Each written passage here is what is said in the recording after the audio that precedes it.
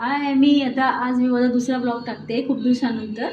मध्ये मी खूप बिझी होते त्याच्यामुळे मला काही जमलं नाही. आज आपण बनवतो आहे बटाट्याचे पराठे. याच्यासाठी आपण वापरतो आहे बटाटा, कांदा, कोथिंबीर, आलं आणि हे लसूण आणि कणिक मी मळून ठेवलेली आहे.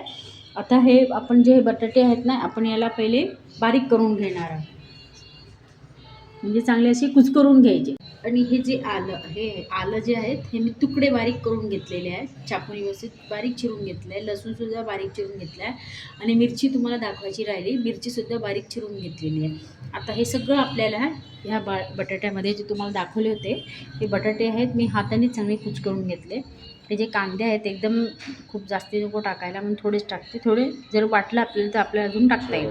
हे लसूण टाकते, आलं, लसूण, कोथिंबीर पूर्ण सगळी टाकते मी. वाटलं आपल्याला कांद्यात तर ते परत घेता येईल, पण एकदम नको जास्ती टाकायला म्हणून थोडंच टाकते. थोडी हे टाकते, हळद टाकते.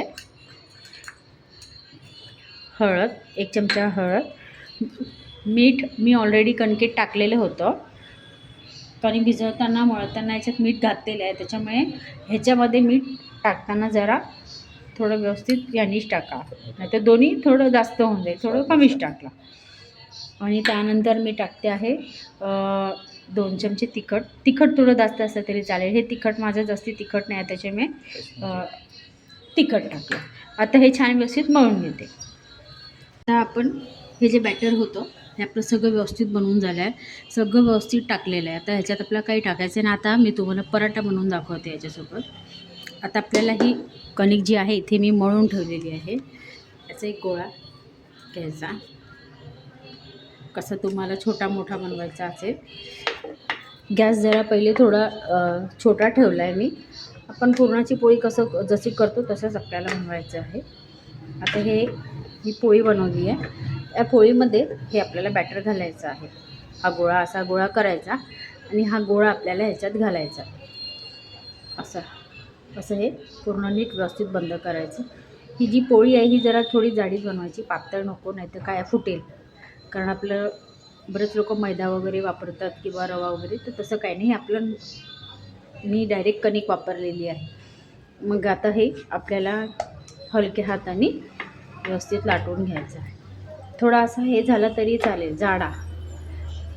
पराठे थोडे जाडेच चांगले, खूप पातळ पण म्हणजे मग पातळपेक्षा जाडेच चांगले लागतात. आणि बॅटर थोडंसं याच्यामध्ये जास्ती घालायचं. खूप पातळ लाटायचं म्हणजे मग काय होतं की बॅटर कमी आणि सारं हे कणकेचा गोळा जास्त, असं नको व्हायला. आता आपला हा पराठा होतो. हा पराठा झालेला आहे, म्हणजे एका साईडने झाला आहे. दुसऱ्या वरच्या साईडने मी पलटवला. त्याच्यावर आता वरून जरा थोडंसं तेल घालते आहे. तर बघा कसं वरून असा कुरकुरीत झालेला आहे, मस्तपैकी छान. आता याच्यावर मी थोडंसं असं तेल घालते याच्यावर.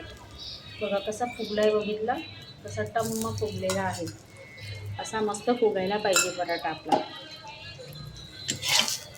असा मस्त बघा पराठा कसा छान झाला आहे, कुरकुरीत झाला आहे. मी जेव्हा कणिक भिजवताना याच्यामध्ये थोडं तेल घातलं होतं, म्हणजे पराठे कुरकुरीत होतात. नाही तर मग ते नरम म्हणजे जरा गार झाले तसे पराठे गरमच खायचे असतात, गार नाही. पराठा गरम खायचा. आणि मग काय होतं, याच्यात जर कणकेत थोडंसं तेल घातलं म्हणजे तो जरा गार जरी झाला तरी तो कुरकुरीत होतो. आता आपला पराठा तयार आहे. तुम्ही मस्तपैकी हे दही ठेवलं आहे आणि वरून याच्यावर आपल्याला टाकायचं आहे मस्तपैकी थोडंसं तूप. याला थोडंसं वरून असं तूप लावून घ्यायचं. छान असा तुपाचा हा गोळा ठेवायचा आणि हे आहे दही.